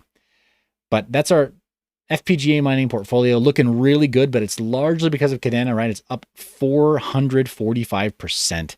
Another phenomenal performer. And it's definitely in the middle of a parabola right there. It's going to have to level off at some point. It went vertical, but it's doing great. Moving from FPGAs into smart contracts, proof of stake smart contracts. Let's see. We've got 24-hour change of 9% up and total P&L 110% up. So, well, yeah, we've been asking the question, is mining profitable? Yes, mining pays. But is aping into the latest proof of stake smart contract profitable? I think it's pretty obvious that yes. It was incredibly profitable for most of these smart contract platforms. Phantom is our number one. Terra, Solana, Avalanche, Cosmos, they're all doing very well. The over 400% category, though, that rare air is being breathed by 3 different projects in this category. Phantom, Terra, and Solana are all just doing amazingly well. And especially over the last 7 days, they're nearly 20% or higher on all of them. Avalanche is not doing so bad either, going parabolic with all the rest right now, most recently. So the last 24 hours have been very interesting for Avalanche and Solana especially, as well as Terra. But then Cosmos has kind of been like chipping away, going higher and higher. I think that Cosmos really does have a surprise. Like it's got an ace up its sleeve for us. And any one of these, if they do well, right? So Terra, Phantom, Avalanche, or Cosmos, there's enough overhead in those market caps for us to potentially see a 2, a 3, or even a 4x above where they are right now. So don't be shocked if we do see something like that in the future. I'm not making any predictions, guys. That's not me saying that I think any of these specifically is going to do 400% over what we see right now. It's just me saying that by way of market cap, because so many of them only have maybe like $5 or $6 billion in market cap, or maybe $10 to $15 billion in market cap. So in terms of the total available investment capital that's inside of cryptocurrency right now as a broad asset class, it wouldn't be unrealistic to think that these coins could be valued at 50, 60, or 80 billion dollars. That wouldn't be that weird if there's more value locked on these platforms. So, I mean, the best is yet to come. I think that there's more ramp up ahead of one or a couple of these projects than we'll see in Bitcoin when it prints its all-time high for this bull run. So yeah, guys, I'm shooting really straight with you right there. I think that a couple of the projects that we see here, if we were to put an additional $1,000 into these projects today, right? If we were to show a dollar cost average on these paper trades right now, they would outperform Bitcoin again, as we've seen them do since May 26th, right? So the $1,000 that we put into these portfolios on May 26th, well, you can see, guys, the numbers don't lie. We're seeing that turned into $6,500, $6,000, 50, 5,000 and change with these other projects, where Bitcoin has gone past break even, yes, but it has not doubled since we put in that value buy when it corrected, right? And it found bottom support for this market. So just being very, very real about those numbers, guys. again, the mission and the vision of Bitcoin, I believe in. It's extremely important, right? It's an extremely important thing. But so many others, I'm going to say something that Eric will not like. Eric Anderson's in the chat, by the way, guys. Say hello to Eric. Good dude. I'm going to say something you won't like, though, Eric. Solana might have more room to grow here as well. I don't see Solana outperforming some dark horse here, and I can't say which one. I don't know. I don't know which one it is, but one of these is a dark horse that may not, it might not flip in Solana, but we underestimated Terra and Phantom, and they did push and surge ahead of Solana since we made this portfolio. Solana was our number one, and we were on a level playing field, right? Hey, we got Kevin Hawthorne. Hello, Kevin. He's in the chat. Next Era Gamer as well. So yeah, I think it's possible that we will. I think you're right, Eric. He says maybe see $300 to $500 Solana. That could totally be a potential outcome. I think $300 Solana is maybe more likely, right? Somewhere between there, sure, but maybe on the lower end. But I think it's also very possible, very, very possible that and more likely that we see $10 Phantom, right? $10 Phantom or $15 Phantom, right? Or $20 Phantom. And that same $1,000, like all other things being equal, that puts this portfolio way farther ahead for the person that puts those dollars into Phantom versus Solana. Like it already crept past Terra and Solana to get to that number one spot. If they can continue to build on that, then there may be that much more upside into people who have Phantom in their portfolio based on this market cap. See, $6 billion versus $56 billion for Solana. If we were able to flip in Phantom into have it fit into the same market cap that Solana has right now, I mean, we're looking at almost a 10x there, right? A 9x, we'll call it right now. But at 9x its current price, that would be an absolute game changer, right? For anybody who holds Phantom. Again, guys, not a prediction. I do not have a crystal ball here. I'm just taking a look at raw numbers and just seeing where some of the stuff can fit, right? Like mentally playing a little game of Tetris here with the current market cap. And all those bets are off, right? As we run up into this market, things can change drastically and very, very quickly. Just as a reminder, guys, I'm going to red screen you. None of that is meant to be legal, financial, or business advice. I'm just some crazy dude on YouTube who's got a fancy microphone and a really weird looking hat. Don't get one of these. They're available in the store, but whatever. So you get it. Here's the thing. You get the hat and you're halfway there to having as good an opinion as I do. So yeah, moving down this list though, guys. Yeah, I see in this top list here, especially Cosmos may have enough gas left in it to go another 2 to 3x as well. See, over $100 Cosmos. We may see Avalanche at over $150. Any number of things, right, that can flip here pretty big. Polkadot, I think also, it's not that it's like air quotes played out. It's not. It's really not. But again, at almost $50 billion of market cap, it just does not have a whole lot of headroom to grow any bigger. Not a lot. It's got some. But some huge things would have to change about the way that people are actually using those networks. Ethereum, for example, see that half a $1 trillion. It can keep running up, but it's hard to out Ethereum, right? Like Ethereum can maybe run up to $1 trillion. It has that potential ahead of it. It totally can. Or like we're seeing Bitcoin go to $1.5 trillion right now. It can possibly even reach those heights as Bitcoin continues to grow. I don't think that there's anything sacred about the dominance of Bitcoin in the market, right? We've seen Bitcoin dominance lower and we've seen it higher. It just ebbs and flows.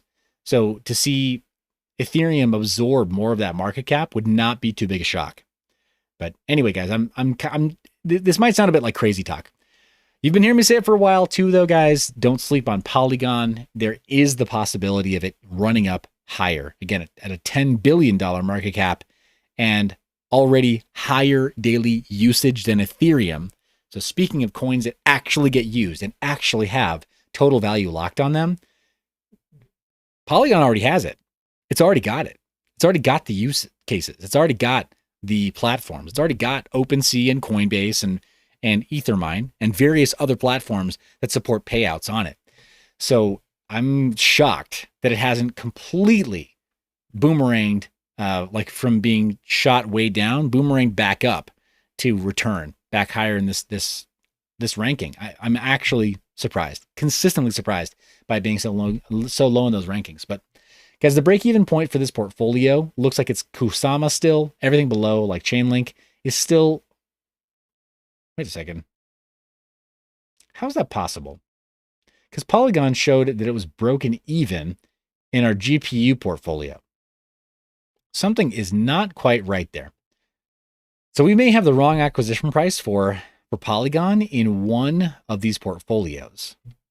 Because here, we're seeing it past break even at $1.58. So my apologies, guys. Something's not right there. We're actually showing a 10% profit over our acquisition price from May 26th. I need to revisit some of these numbers because something is not right. In proof of stake smart contracts, it's all relative, but we should see it also above the profit line, which would put it just below Kusama and just above Chainlink. So, I'll fix that before we go live again. My apologies for having that kind of messed up. Proof of stake smart contracts, let's move on from that. Go back over to automated liquidity, and Hex is still there. In fact, it's still kind of low. Freestyle says chill. Hey, thanks, man. Appreciate that.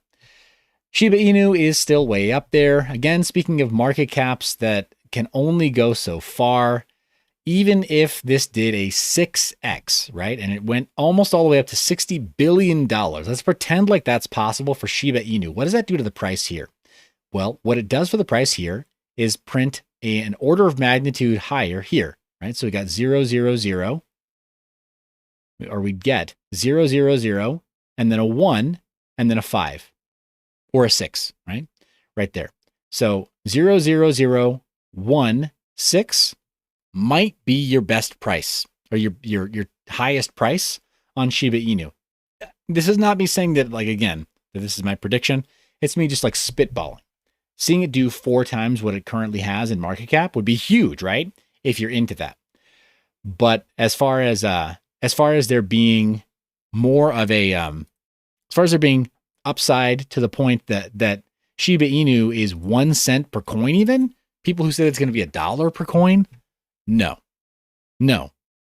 just categorically, no, not possible. Seeing it be 1 cent per coin, almost definitely not. Right? That's almost definitely not possible. But seeing it go to not 1/10, but 1/100th of a penny, maybe. I can see that. That's what I'm saying. Alex says, mind your biz. Think about where all that real money will go once the Shiba Inu people wake up. Yeah, no, it's a good point. Yeah, it should. I mean, what it probably should do is go back to projects with merit. So yeah, we'll see a bit of like sharp, like snapping back and forth. Yeah. The next Star Gamer says, right, its function as a usable currency, it being just under a penny, would be good for Shiba. That's true if it wasn't just like predominantly on Ethereum, right, where the fees are so high. I don't get it, guys. I really don't get the appeal personally, but we'll see. QuickSwap and Dragon's Quick are at the bottom of this list, but again, it bears mentioning that they're still over $400 and $500 respectively. That vastly outpaces projects like Sushi or like XSushi or like Uniswap even in terms of coin value. In terms of market cap, it's still only over $100 million for QuickSwap. So if it does manage to do for the Polygon network what Uniswap has done for the Ethereum network, then maybe there's some room for it to grow as well. To what extent? Man, I don't know. But even if it did hit a $1 billion market cap, we're looking at 500% up. That's a pretty hefty coin price individually, but as far as the market cap goes, because they're on a network like Polygon that actually has more transactional volume per day than Ethereum does, you would expect for it to do better than the decentralized exchange, the top decentralized exchange for Ethereum does. But, that's not always the case. Just throwing that out there. I think that makes sense to me. Jesse is asking about my thoughts on VeChain. I don't have a strong opinion on VeChain, and I don't want to say anything that sounds too negative. But I don't have a strong opinion on VeChain because I think that its mission and its vision just kind of lost me. So without saying anything negative about them, I don't feel like it's a good fit for me, right? Maybe I'm not a good fit for that project. But yeah, if it has to do with Internet of Things, I generally kind of avoid it. But those are our portfolios, guys. Let me move out of this back over to our chart. Just see what Bitcoin has done since we've been live streaming. And it's pretty much started to calm down a bit. We got this new channel that's performing in, and we didn't run all the way up, but we're still in that channel. So I'm not going to move the chopsticks for now. We may be able to see this channel kind of respected through next week, but that might be too much to hope for. I'm still just going to leave these here so we can see that channel very clearly all the way up to the top, right?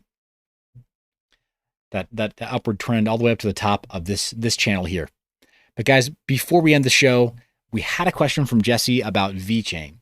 What do you think about VeChain? Give Jesse your feedback there in the comments. And I'm going to quickly look up the VeChain chart here on CoinGecko. So, oof, missing an E. All right, there it is. Still a top 100 project. Alex says the chopsticks of knowledge have spoken. Boing. It was the sound of a gong. It actually was very effective at seeing him write it out. 12 cents per coin on VeChain right now. 12 and a half cents. Don't mean to shortchange you there. Looks like the, pardon me, the total market cap is just below $10 billion or just below $8 billion or nine at $8.4 billion. So healthy market cap. And if I understand it correctly, VeChain is meant to be an Internet of Things project, which is kind of what kept me away from it.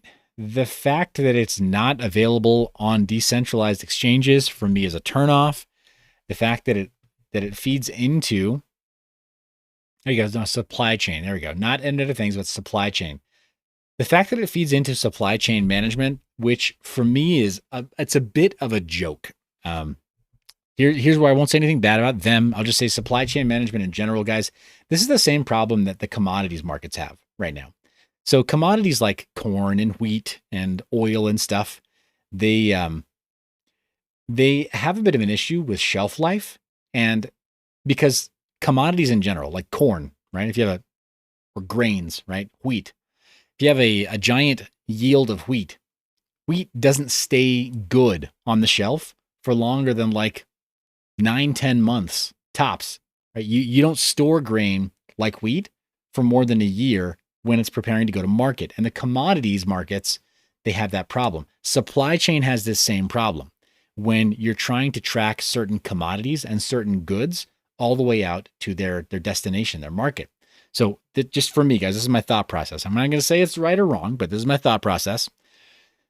My issue with supply chain management on blockchain is that you're trying to create tokenized representations of something that is ephemeral, right? By its very nature, it's not designed to last forever, right? So as far as, the idea of like tracking your food from farm to table, knowing that whatever you have fair trade cocoa beans or, cacao nibs or coffee or whatever, it's kind of a joke, right? Or conflict-free diamonds. There's been kind of some effort to stop talking about that publicly because even people who thought that was really important realized you kind of can't prove it in a way. You can move a conflict diamond across a border and nobody knows it's a conflict diamond. It's done. You can take some coffee beans that people don't know weren't fair trade, move them across a border. All of a sudden they look like fair trade coffee beans. Right? It's very, very hard to prove. You can get a photo of a happy looking worker from the Ivory Coast harvesting cocoa, right? Or cacao nibs and cacao beans. And put that on the label of your new hot chocolate. Speaking of which, guys, I did not take any of my matcha dark chocolate latte. Shame on me. Living below my privilege. Guys, bottoms up. Enjoy. Yeah. Just the right amount of bitter with that cocoa. It's baking cocoa. And then just the right amount of sweet with these, because I got a sweetened matcha latte mix in there. And just the right amount of like coconut milk to smooth it all out. That's just really nice. I'm liking that. So anyway, but yeah, that's my take on it. It's the problem of all database systems is garbage in, garbage out. And it's very easy to commit fraud. So I worry about that. So it's like, oh, cool. So now we're going to take the same problems of committing fraud, right? Like a plantation owner in the Ivory Coast who just wants to be a sleazebag and exploit people and then lie about it on the manifest, right? Like, oh, no, all, fair trade, conflict free. And now we're putting that on the blockchain and we're just tracking that on the blockchain. It still has to do with the Oracle problem, right? Like, who are we getting this data from and is it any good? Because if it's still garbage, it's just garbage on the blockchain. So I've got a little bit of an issue with that. I think it's well-intentioned. I do. I think it's very well-intentioned. I think that most of us hope that there would be less exploitation in the world because of good record keeping instead of more. But I think it's just going to be the same. It makes me kind of sad, but I think it's likely to just be more of the same. Anyway, that's my reason for being less interested in projects like VeChain and like, oh my gosh, I'm drawing blank. Walton Chain is another one, right? Walton Chain, they really meant well. But Walton Chain, VeChain, Internet of Things projects, I see some issues that I don't know that blockchain is required to solve. Does that make sense? So yeah, I just have stayed away for right now. It's not that it isn't interesting or that you couldn't possibly make money from it. That's the thing. Like, guys, if you know what you're doing and you understand the project and you understand the team and you understand the market, then you might be able to do extremely well, right? By trading or investing in those. So you do your own research there. And I mean, if it makes sense to you and you see an opportunity to like make some profit, go for it, man. I'm a profit first kind of guy, profit maximalist kind of guy. Like, I'm not going to be mad at you if you nab a little bag of profit, like 200% profit on one of these projects. Cool. You do you. Go get it. But yeah. Yeah, Alex, you can't think that way. How are we going to vote on blockchain with immutable tokens? Yeah, there's so many things that we can talk about as far as that goes, guys. Use case that that people want but may not ever be. Guys, thanks for tuning in. I'm going to call it a night. I'm going to try, I think this Friday morning, I'm going to try to go live so that we have our very first episode that's in the morning time. Don't hold me to it, but I want to try for this week because I've been totally failing to get Saturday mornings going. Plus DC Adventure is live and Crypto Mikkel, I think is live. I think Crypto Mikkel separately, and then Serpent is live on Saturday mornings, and then Red Panda Mining is live on Saturday morning. There's just so much, guys, and I want to support them in the best possible way and support and honor them. Right, good group, good dudes. So I'm going to try out Friday morning. I think see if we can get those morning live streams going. Make it a little more tactical. Make it podcast style. So if you want to just listen in, I'll be very clear about what I talk about, so it can just be listened to instead of having to tune into the screen. I think that's what I'm going to try out for a little while. And yeah, maybe we add 1 or 2 more days per week. So expect more this week. Expect some pre-made content and some reviews coming as well. A lot of projects are asking, so I've got to carve out some time for them. I do have a day job now, working in crypto, so I'm excited about that. But still have to make some time for these projects that are asking because, guys, we're in the middle of a bull run. It's time. It's time. If you're not firing on all cylinders and paying attention to a lot of different projects, you will kick yourself 6 months from now for not putting in the time now. So yeah, I'm going to be that change I want to see in the world and in the market. Guys, thanks for being here all the way to the end. Thanks for hitting the thumbs up, sharing this video, obviously hitting the subscribe button if you're not already subscribed, right? Making it explode and hitting the bell icon, clicking all the doodads and the doohickeys below this screen. Guys, it means so much. Thanks for spending this time with me. Thanks for going on this journey with me. You're the reason I make this media. I really do love your face. Remember to stay private and mind your biz. Thanks for watching to the end of the video. Be sure to check out mineyourbiz, where you can sign up for our email newsletter, where we're still ramping up content, but you will occasionally receive specials for flash sales and all kinds of other deals that we have going on the site. You can also check out our services page, where we offer consulting to projects that need it. You can pick up the Freedom Phone, which respects your privacy. You can pay for it in crypto and have it shipped to you anonymously, as well as getting merchandise that also is paid for with crypto. That's right, we practice what we preach, including, well, a Flux swag page. That's right. It's a dedicated page just for the team over at Flux Network, because we love them that much. Thanks for watching to the end. Thanks for being subscribed. You know I love your face. Be sure to stay private and mind your biz.